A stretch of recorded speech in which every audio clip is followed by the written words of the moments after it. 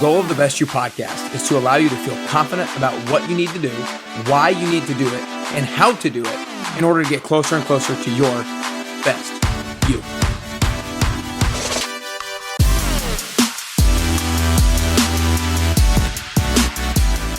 Hey, what's up, everybody, and welcome back to Nick Carrier's Best You podcast. Today, I am super excited to bring on the one and only Christian Elliot. Christian, I just want to start off by saying thanks so much for spending the time with me today.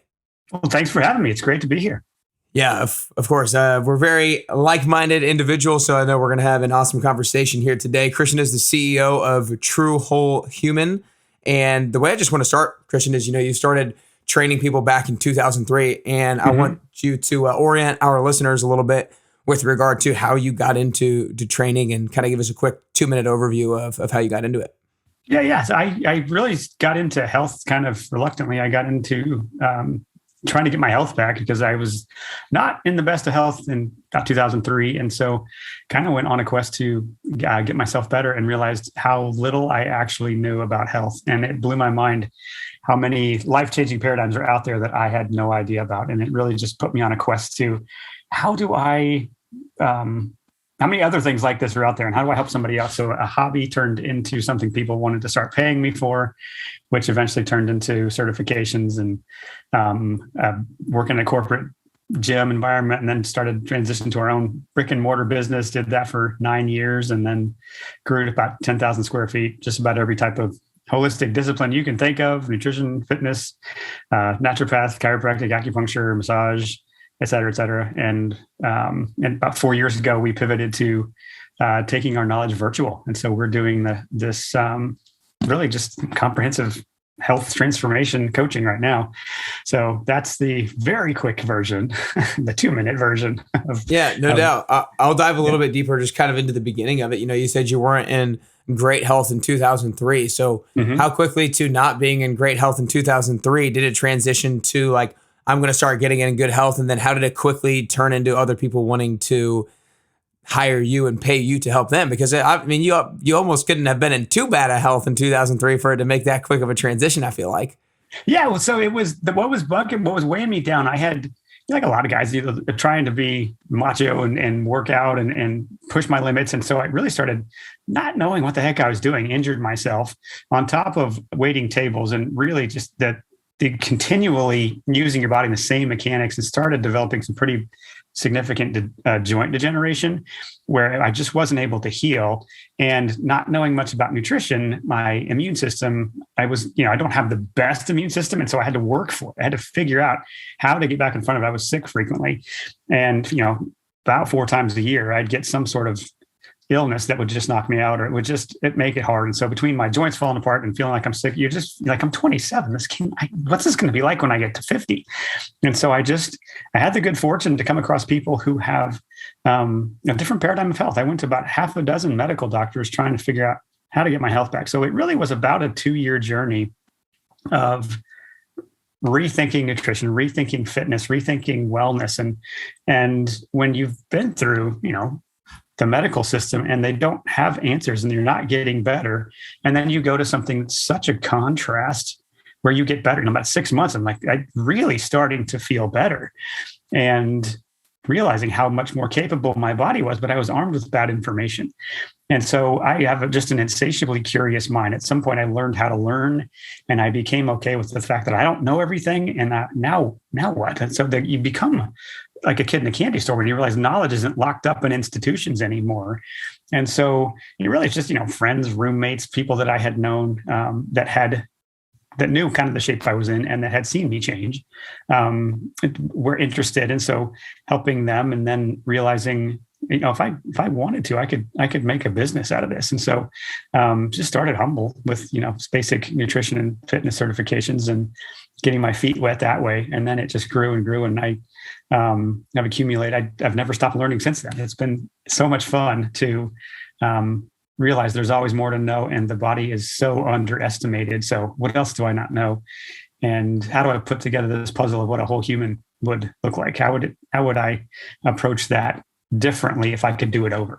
So I love that. So let's go back to it. So you talked about how you had kind of some joint issues and your immune system wasn't very strong. and then you kind of started to learn, and you went to a lot of different professionals and try to seek out the different things that you could do to start making a change in that. I know you, like you said, you take the holistic approach to all these different things that you can do, but what do you think are like the couple of like mistakes that you were making, and then the couple of most important changes that you started to make that started to improve your immune system, that started to improve your joint pain? Yeah, as far as immune system, really the biggest thing was how I was eating. It's just a diet, and you like any of us, you grow up in a you hear what the doctor says, you catch this segment on the news, or you hear about this book, and we just had never put it together, the history of what has happened to food, or the way that food became weaponized politically. And the food guide pyramid being the greatest example. That is like the government's plot to destroy the human race. If you ate like the food guide pyramid, you would not live well. And so recognizing, wait a minute, there's industry behind this. There's more to it than just everybody has the perfect supplement, the perfect superfood. And so digging deeper and realizing, okay, how have humans been eating historically, globally? What populations have actually survived and thrived and not had all these degenerative diseases? And that, more than anything, just the deep dive into nutrition is what, when you finally feel like you hit bedrock, like, oh, this is how you feed the body. This is what is done to food to make it a food-like substance, not actually nourishing. And that just quickly starts to rebuild your immune system and your health on such a fundamental level. So that obviously helps with joint health as well. And then it's in terms of exercise, it's as much learning what's creating the problem, what is reinforcing joint ache, or what movement patterns have I been stuck in. And we've come so far away from moving to meet our basic needs that we had to kind of find places. We had to build buildings with warehouses of equipment that forces you to move in a particular way, and we go inside these four walls and move stuff around because our life is so deprived of movement. And recognizing that movement is different than exercise, and recognizing that how we live in our lives shapes the way our bodies function. And there's something about reclaiming a broader movement lifestyle that then helps push pain out of your body. So it's beyond just training with weights or training for one particular way of exercising and being more well-rounded in how you approach fitness. That really does, one, it makes fitness more fun because you never finish. There's always some other challenge or something to do.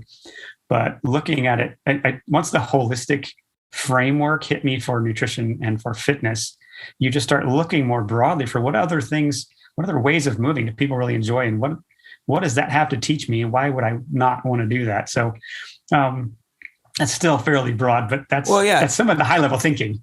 Yeah. So it sounds like, when you were having those problems, really getting down to the knowledge behind food history and how it's been, the nutritional part of the food has been very much been taken out of a lot of the things that we actually eat, and then just becoming having that mindset shift towards movement. It's not just going to the gym; it's making sure that you have an active lifestyle on a regular basis. So you talked about how you've, ever since 2003, when you started off with kind of the basic certifications and stuff like that, you have had the insatiable curiosity, and you've continued to learn. So since 2003, again, I know there's going to be a big picture and there's going to be a lot of things, but if you can name like the three most important improvements you've made as a coach since 2003, whether that be specific advice, whether that be leadership, whether it be knowledge that you've attained, what do you think are like the three most important improvements you've made as a coach over the last couple of decades? Oh man, I guess I would say that being able to step back and say, what does it take to legitimately change someone's lifestyle? And so I became very fascinated with what does it take to create a breakthrough? And what I learned is somewhere in the middle of having a brick and mortar, well-rounded, holistic, with a lot of different practitioners, and we could approach health from a ton of different ways. And yet, despite that, is our success rate better than any other competitor? Are we doing a good job shepherding this person to health? And what I came to is we can have the best health advice, best practitioners on the planet, but if we don't understand what's motivating this person, if we don't understand the context of their life, and we don't have a way to rank, stack, and prioritize the things that are important, those are probably the three things that in large part get missed when you go to any practitioner, you go to any doctor, nutritionist, whatever. They have their skill set, and we're groomed in a system of parallel trenches. And we just have everybody siloed with their little bits of information. And really, the different practitioners pick their head up and look around and say, oh my gosh. So we stepped back and said, what would it take to understand the psychology, the human nature element of change, and look for, okay, where is this actually an emotional motivation problem? And then to step back and say, okay, how would my life, in the context of me or the client we're working with, what responsibilities do they have? What support structure do they have? What are they striving for? And what's important to them? If you understand the context of a person's life and you can apply a master strategy approach to this comes before that, and massaging the emotions and facing the shadow side, facing the rules you've lived by, facing the patterns that you've been stuck in, and wanting to address the patterns and replace this frustration of like, oh, come on, why can't I get my act together? What's wrong with me? And screw it, I just ate the wrong thing. I might as well wait till Monday and start over. Like, if you can step back and replace that frustration with fascination, like, why do I keep doing this? Like, why is it that I don't feel motivated right now? What do I feel motivated to do? There's an element of knowing yourself that is so profound when it comes to, and really it's not just health, it's anything, but when you try to change your health, you are inevitably going to run into the things that you're not good at or the patterns that have been there before.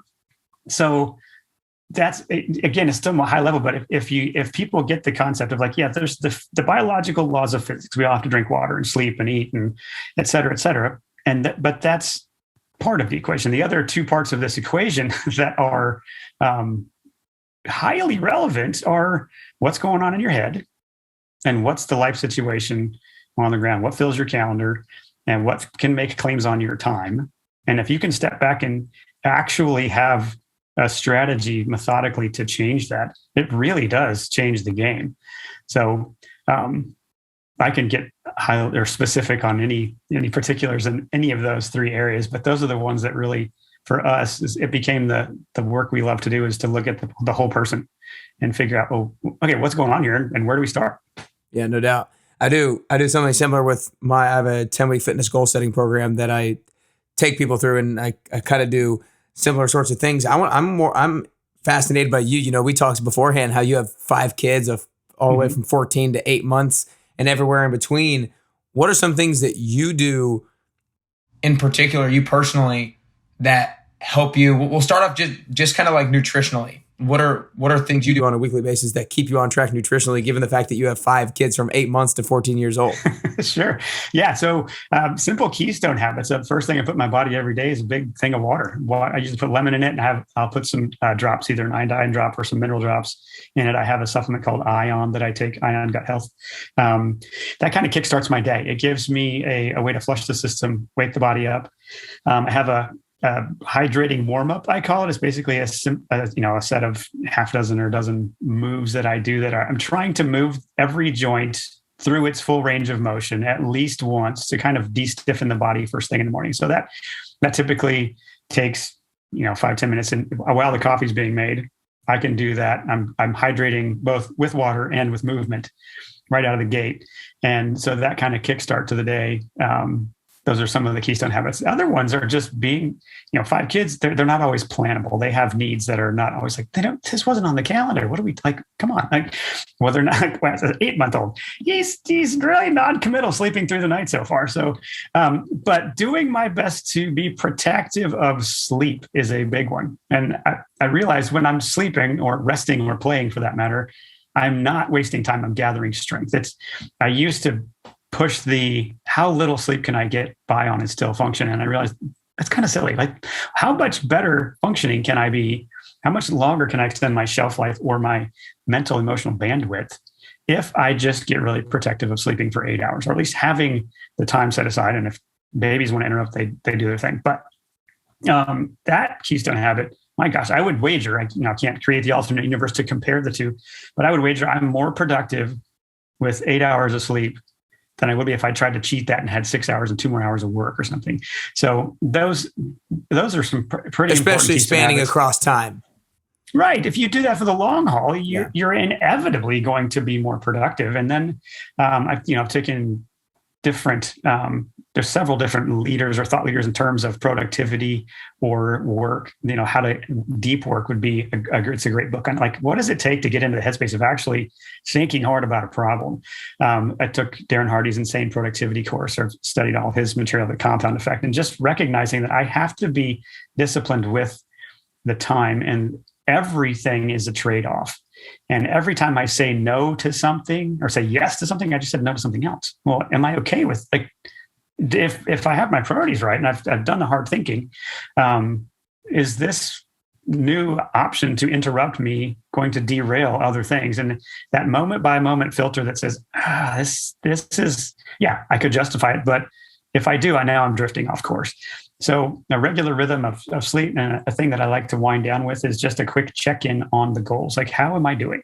Take 5 minutes maybe and just look at the journal I have and say, am I on track? What are the 3 things I'm going to be responsible for tomorrow? And to look at that, and then you wake up the next day, oh, here's the 3 things I got to get done today. And it just, that simple little autopilot nudge to keep you on track, that goes a long way. Because if I got 5 kids, how do you spend quality time with each of them? Well, that has to fit somewhere. Like, you can't just like wing it and hope that they're going to leave home and I'll be like, crap, I didn't spend any time with them because I was too busy. If I don't get really specific with where my time goes. So there's several more things I could mention, but those are some of the big ones that help. Of course. Yeah, I like those. And all of them were great. And, one thing that you said that was an important mindset shift for me is a lot of people will say they're yes people and they don't like saying no to other people. But when you realize when you say yes to one thing, you're simultaneously saying no to an infinite number of other things. So correct. You got to use that to kind of motivate you to realize that you have to be selective and realize everything has a trade-off and everything has an opportunity cost. But I kind of want to dive into even further with some nutritional practices. Like, what does a nutritional week look for you in regards to, do you meal prep? Do you cook on a daily basis? Do you order meals? What does that look like for you guys? Yeah, great. So I am fortunate to have a wife who is trained herself to be a fantastic chef. So she has also been my love and business partner through this whole thing. So we have developed concurrent skills, yet also have a delegation of labor that has been super helpful. So she does most of the cooking and does it with the depth of nutrition that we would want. So things that are important to us are just, farm raised, this, that, and the other. It is preparing our own bone broths and making our own ferments to where we can, and having a rhythm of how do we eat in as much of a traditional way rather than convenience food. So she makes a lot of food, but we mix in organ meats, and there's different preparation techniques that unlock more nutrition out of our food if you know how to use them. Plants is a great example. There's a lot of nutrition locked in them, but a lot of the ways that we prepared them actually make them kind of irritating to digest. So raw kale, for example, raw broccoli, chard, bok choy, Brussels sprouts. You try eating that stuff raw, it is going to wreck you. And all sorts of there's plants develop chemicals that help them survive 24/7 out in nature with all sorts of other things in the air and on the ground that would like to eat them. So they become grains in particular. They're hard to digest if you just crush them and don't actually soak and activate them, nuts and seeds and things. So the soaking and the sprouting and the learning to dehydrate. Just how did cultures eat from the breadth of what humans can eat before we had tools of industry to start pre-digesting stuff for us or to start processing things for us? You would never have had cottonseed oil or canola oil when you were, in an indigenous people group. You couldn't get enough of it. Now we have tools of industry that can just continually separate things. What if we return to some of the ways people prepare things? So, a lot of people think they're doing great by themselves, having a raw kale salad or a whole bunch of roughage, and that can actually be irritating for the gut, not to mention the gas that you develop in the process of it. So learning how to prepare them in such a way to unlock it, how to not overcook your meats and use things like braises and so on that actually break apart the proteins, make it really easy. Just almost like fork tender. You can squish it with your tongue and it's super tasty. So there's a lot of that goes into it, but she's got a whole lecture and just the rhythm of real food that she created of like, here's how I feed my family. Here's how I think about meal planning. Here's how I prep from one meal to the next. And here's how I learn to wing it in the kitchen and be less tied to recipes and just more like I have skills and I know this combination of flavors will produce this. And she uses her hands to measure now. And she tastes things as she goes to know, oh, this needs something else. And it's laughable how much faster she is. I do want to get a few more specific ones of those. You mentioned the rail broccoli and kale and some of those things. And then you mentioned a couple of other real quickly. What are like maybe 2 or 3 of you feel like maybe the most important things that she does that makes the food more digestible or healthier and brings out more nutrients than otherwise if you prepared it in a different way? What are maybe a couple of the most important ones that you feel like she does on a regular basis? Yeah, so bone stock, either making it or buying it at the store. So there's so much nutrition locked into really healthy bone stock. That's got, especially if it gels, you're getting all the gelatinous, the collagen, all the different parts of it that make it super nutritious. It's got glycoaminoglycans and proteoaminoglycans, which are basically fancy words for snot. It's just like this, it coats the lining of your gut and just makes everything that's supposed to be absorbed. It's soothing for your digestive tract.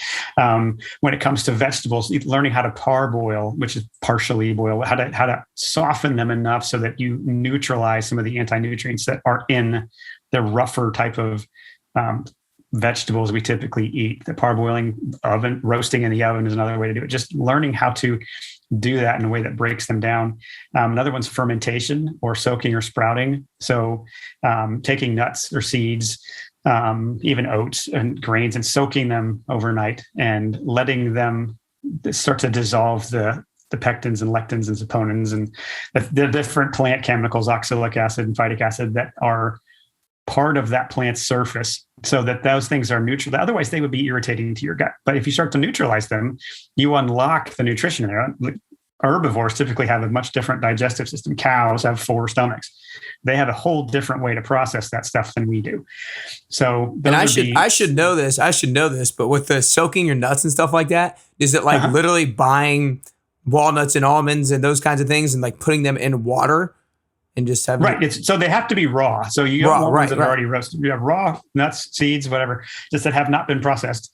And then you literally soak them overnight. You could do it with salt or a citrus or some sort of way, something that starts to get in there and neutralize those different components. It doesn't need to be a lot. Depends on how much water and how many nuts you have and so on. But typically tablespoon of salt or so, teaspoon, depending on how many you're soaking, soak them overnight, and they have to dehydrate them. So there's a process here, and that's where that you get bogged down. Shoot, I want to eat healthy, but this takes more work. Well, do you want to outsource that? Or do you want to do that? One that costs more time and one costs more money. And what's more important? What do you have more of? And so, yeah, that's a simple process. Soaking oats overnight, you can do it in lemon, just a tablespoon of lemon or whey. And the next morning they cook really quickly. So you've got oats that are not going to be as hard on your gut, get more nutrition out of them. And there you go for the next day. Awesome. I love it. Well, you talked about how when you kind of, with your practice, you want to help people get breakthroughs, and you really want to make sure that when people do your program, they're as successful or more successful than they are with doing anything else. Right. So, and then you kind of talked about the almost like 3 different pillars, if you will, or 3 different things with regards to, the X's and O's with nutrition and fitness. And you talked about what's going on in your head, and you talked about what's going on in your calendar. I kind of want to spend a little bit of time on that middle one that I just mentioned, what's going on in your head, and how we can manage the different emotions, thoughts, and things going on in our head that can allow us to stay consistent and allow us to reach that level of breakthrough. Yeah, well, there's so many different ways we could go, or ways you could answer that. One thing we came up with is we had a good client history of several hundred people we'd helped at a pretty deep level. And so at one point it just made sense. Why don't we step back, and because we're always trying to say, how do we give a better experience? So one thing we did was say, what are the typical patterns people get stuck into? What are the excuse loops, or the what we eventually call the shadow side, this like, I'm strong at this, but because I'm strong at this, I tend to be weak at that. So we came up with actually a quiz that we created to help people kind of answer some basic questions about their wiring, because it's different person to person. What one person's excuse is, another person's like, well, that's your problem? Seriously? Like, get over it. And vice versa. So a lot of it really just comes back to what are you good at and what are you not good at? So strengths, weaknesses. But another way to think about your weaknesses is just a shadow side. It's just this pattern you're in. It's this avoidance mechanism. It's a rule you've lived by. It could be a bully from elementary school, or a wound from your mom that it gives you a particular identity that you have clung to for a long time. This is who I am. And what would it mean if I wasn't that person anymore? Or what would it mean if this wasn't true? Or what would have to be true for me to choose differently here? And some of those questions become the zingers that they stop you in your tracks. And sometimes you're percolating on them for a month before you're ready to go to answer some of those things. But there's you probably heard of the book Mindset by Carol Dweck. It's the idea of like, do you have a growth mindset or do you have a fixed one? And that's one big inflection point people hit, where once they realize, wait, like for me, I could say I'm not good at singing, or I'm not good at playing an instrument. Well, the reality is, I don't know if I could become good at it because I haven't practiced it. So I'm not so closed-minded that I'm fixed and I can't become good at it. I just haven't tried. And when you start to realize, wait, because so many of the times clients will recognize, I'll catch them anytime they make an absolute statement. It is always, it's never, I'm always, and it always goes this way. And like, really, always? There's no possibility it could ever go differently. And they catch themselves. So the removal of an absolute statement that I am this fixed, I'm not a disciplined person, I'm not motivated, I always have a hard time with this, I need that. Stop. Like, what if that statement wasn't 100% true? And it's the willingness to look for assumptions we have made, or rules we've lived by, or boundaries we've set that aren't very good, and say, what if we rethought this? So I sometimes jokingly say, I'm in the business of massaging people into thinking differently.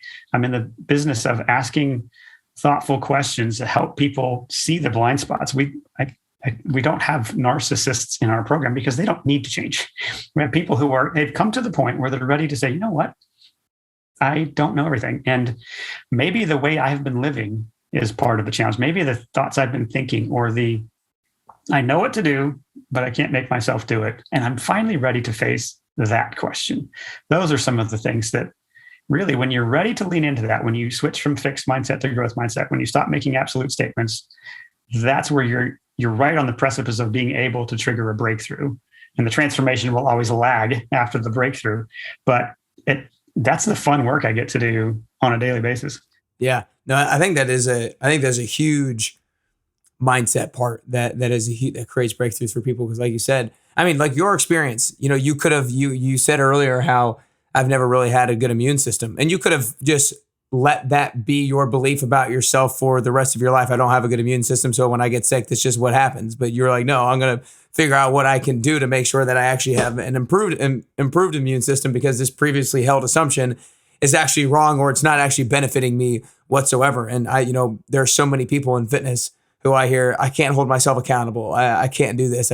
I'm never a morning person. I just can't get up and work out in the morning. It's like, hang on. Like, I'm not saying everybody needs to work out in the morning, but what could you actually do that would change that narrative? So I think that's a really helpful thing. Are there any, I think that's a really helpful thing. And you talked about how you're really good at asking the right questions. Let's say somebody is listening right now and they are frustrated with their lack of follow through. They're frustrated with, they kind of know what to do and they're not doing it, and they maybe have some assumptions. What's another good question that could help change their mindset towards and lead them to help create a breakthrough? Yeah, there's several good ones, but the one that tends to make a difference fairly quickly is that it's kind of a magic wand question. And it's, if I could wave a magic wand and I could change one thing about your life, and that would make your life or your ability to make progress or your belief in yourself different. If I could wave a magic wand and the biggest stressor that you had was gone, and you woke up tomorrow and you could just tell, you could feel that something was different, what would change? And being able to answer that, often it's not, I would just lose 20 pounds. It'd be like, my relationship with my husband would be so much better. I would feel valued at work. I would feel like I'm not a failure. I would feel like I I do have what it takes. I would feel like my life is significant, or it unearths often some big, hairy, whoa, where did that belief come from? Because I don't know where the question, I ask mostly open-ended questions or alternate universe, alternate possibility type of questions. And when somebody is comfortable or willing at least to entertain, what is it that's really here going on? And what's been refreshing to me in studying human nature and religion and marketing and psychology is the concept of unmet emotional need. And to me, that if you're having this motivation sinkhole, I just finished an 8-part series on the topic of motivation. If you have a motivation like vacuum, I just can't seem to keep it. It's helpful if you can step back and say, what emotional need do I have that is unmet? And recognizing that emotions are what are driving all of our decisions. All of our actions are driven by an emotion. And often they're subconscious. They're directing us and we don't even know that's what it is. It's this, I don't feel validated. I don't feel significant. I don't feel like I'm contributing. I don't feel rested. I don't feel heard.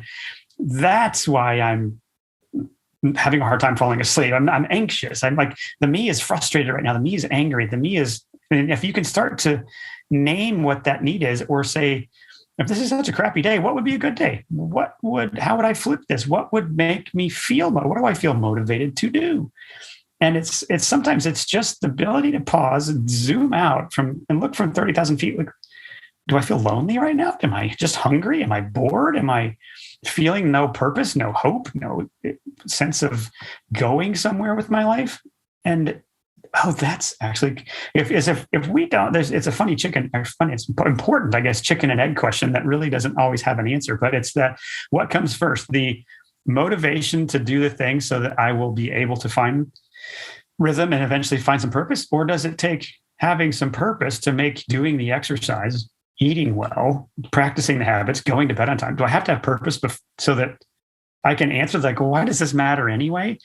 And so the willingness to do both, to say, you know what, let's just practice some things we know are going to help you feel better, but to also recognize that you can be super disciplined at the wrong thing, or at something that feels like it's going nowhere, or feel like even if I get in shape, who cares? What does it matter? And if you can't also have some reasonable answer to why am I here? What difference am I making? Am I just taking up space? What's my purpose? If you could start to answer those types of questions, and you'll have mini MINI purposes as you go through life, and that's good. But it's really deflating to not have a sense of like, I'm waking up with my tail wagging ready to get to the day because this work is important and people are not going to live as good of a life if I don't show up. Finding that often is the linchpin that makes motivation really easy to come by. I agree. I love that. I love it. Well, before I ask the last question, I want to, this question could be a whole different podcast episode in and of itself, but I wanted to address it. So back in April, you wrote that a blog that blew up called The 18 Reasons I Won't Be Getting a COVID Vaccine. And it has almost 5 million views since April on it. And I'm not really going to talk about the blog itself, but I want to ask you the question about how important it is for people to have the courage to still say their thoughts, ideas, and beliefs, even if they know when they say it, they're potentially going to get some backlash. Like, how important is it for us and to have people to still do that, right? Because the reason I asked the question is you knew writing that you were probably going to get a lot of crap, and there's the stuff in the article like saying like, I know I'm going to get a lot of stuff. But it's important for people to have the courage to do that, to still speak their thoughts and speak their beliefs, because at the end of the day, we do have freedom of speech in this place that we call the United States of America. So talk about the importance of still saying your thoughts, ideas, and beliefs, even if you know you're going to get backlash. We'll be back to the interview in just a second. But first, I wanted to share a quick testimonial from a past participant of the 10-week transformation program. I started running the 10WT in the beginning of 2020, and I've had over 150 people and counting go through it, and they've seen amazing results both inside and out. If you're inspired to join after listening to the testimonial, then go to nickcarrier.com to learn more. We'll get back to the episode in just a minute, but first, here's what they had to say. Hi, I'm Marissa, and I joined Nick's 10-week program to train for my half marathon. From week to week, I've just seen myself get stronger and runs get easier. Doing it with like a group has been fun. This is my first time doing like a workout class like that, so I've really enjoyed it. You should join Nick's 10-week program. Yeah, I mean, some of it for me was just a regret minimization filter. Like, I don't want to look back on this era of history, like, yeah, I kind of was a wussy. I just mailed it in. I didn't want to speak up, and I'd rather just play Nintendo and hope this goes away. Like, I want my kids to be proud of me 10 years from now. Like, my dad got in a fight and he wasn't afraid to stand up and speak what he thought made sense to him. And even if that meant losing some friends or not being popular or whatever the thing is. But what I found after that post went crazy beyond my wildest expectation was that courage is contagious. If you speak up, sometimes it just takes one other person to be like, oh, you think that way too. And suddenly you're like, okay, I'm not weird. I'm not like, it's so empowering. I've met so many amazing people, doctors, lawyers, nurses, et cetera, scientists, thanking me for doing that, or saying what they felt like they couldn't say. And it's saddened to me, to your point, that we've been groomed in a society where you're not supposed to speak, and there's repercussions, and there's such political correctness that you can't have an opinion without being vilified. But so to me, courage is, you earn it. It is not being not afraid. It's just feeling a little bit of anxiety and doing the thing anyway. And what you find when you do that is that you become more and more unflappable. When you put yourself out there and you realize you didn't die, and you realize that the sky's not falling and it's going to be okay, the sun will come up tomorrow, that wave of, oh crap, or overwhelm passes, and you're like, well, I'm still here. And for me, like you stand up about this issue, you're quickly going to find your tribe, and you're going to find the level of friendships or depth of conversation you get to have when you can be fair and level-headed and just really be seeking truth. It's empowering. You feel like you actually can influence the outcome now. And that is talk about bringing your motivation back. I'm doing what I can. I'm one person, but I'm one of many who are trying. And when you feel like you're part of something, it really does embolden you to keep going. So if anybody's feeling like I am just too nervous to say something, have courage for 10 seconds, speak up, and be surprised where it goes. Like, be fair, try to be civil, have level-headed conversation, but don't back down. Do not give up. Don't just roll over and comply and mail it in, because you're not going to want to live with yourself if you do that. I love that. Great words. And I really liked how you talked about how, it was make sure I want to avoid the regret of not having said anything in the first place. That's awesome. Well, before I ask the last question, I just want to acknowledge you, Christian, for back in 2003 when you were not in good health and you were having joint issues and your immune system wasn't good. I acknowledge you for taking ownership and taking responsibility for seeking out the different ways that you can improve, and for you to continue that insatiable curiosity into learning more and more about how you can help other people create breakthroughs in their life and live the life that they really want to live, but they need help living. I think that's awesome. And then obviously the courage to make your post back in April and take on a lot of praise and a little bit of criticism that came with it. I just think it's awesome. Oh, thank you very much. I feel honored to be able to do the work I do these days. Of course. Well, you guys want to make sure you go follow and learn more about Christian. The Heat, like he said, him and his wife have created that quiz. I took it yesterday, actually. Couple minutes, real quick, like basic questions to learn about your inner wiring and how the things going on in your head and in your mind can hold you back from achieving the goals that you want to achieve, and how you can start to change those and modify those so that you can achieve what you want to achieve. So tell everybody a little bit more about where they can find you, where they can go take the quiz, and social media and that kind of stuff. Yeah. We've got two main sites. We've got my blog, which is deconstructingconventional.com. That's where I just put a lot of my musings about all things health, fitness, nutrition, mindset. I've started blogging about COVID because that became a thing, and I felt I needed to have an opinion because people trust me to shepherd them with their health. So I at least need to have my opinion. So that stuff's on there. I've got another update to my 18 reasons coming soon. Our coaching website is truewholehuman.com. You can learn about our coaching program there, take the quiz. You can watch a presentation about what we do and how we do it. So that's all on there. If you want to subscribe to our mailing list, you can do that at the bottom of any blog post. And if you take the quiz, that'll also get you on the list. So you'll be up to date with whatever we do.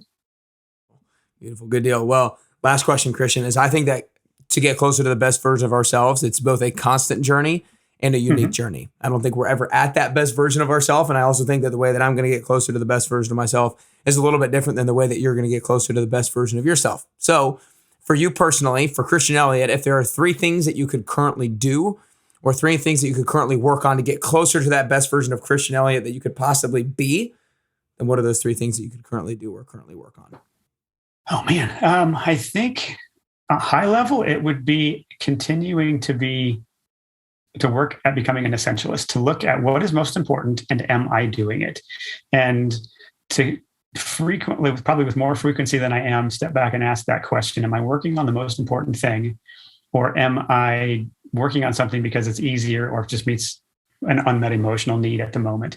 I'd say fitness wise, I have so many more tools than I'm using, so many different ways I know I can be moving and be more disciplined with, working on the alignment of my structure, of practicing things I am not good at yet, of growing into a body. It starts now. If I don't get, if I don't stay consistent, I know where this goes. So the more plugging in a little more consistency with my fitness would probably be another.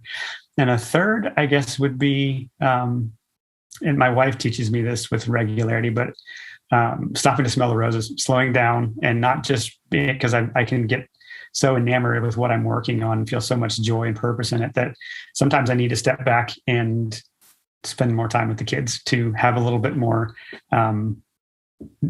recharging of the play and rest batteries, because that really is where so many of ideas and sweet moments of life come from. So those would be 3 things I would definitely do well to continue working on. Awesome. Well, 3 great things, Christian. I really appreciate it today. That was absolutely awesome. I know a lot of people got a lot from it. And if you didn't take notes while you were listening, or you didn't jot down mentally or tangibly some of the different tips that he got, then you need to make sure you go back and take some of those notes with regards to some of his most important habits and in regards to unlocking some of the nutrients that you can get out of foods that you wouldn't normally get if you prepare them in a certain way. So make sure you go back and take notes. But Christian, that's all we got today. Really appreciate it, man. Great. Thanks for having me.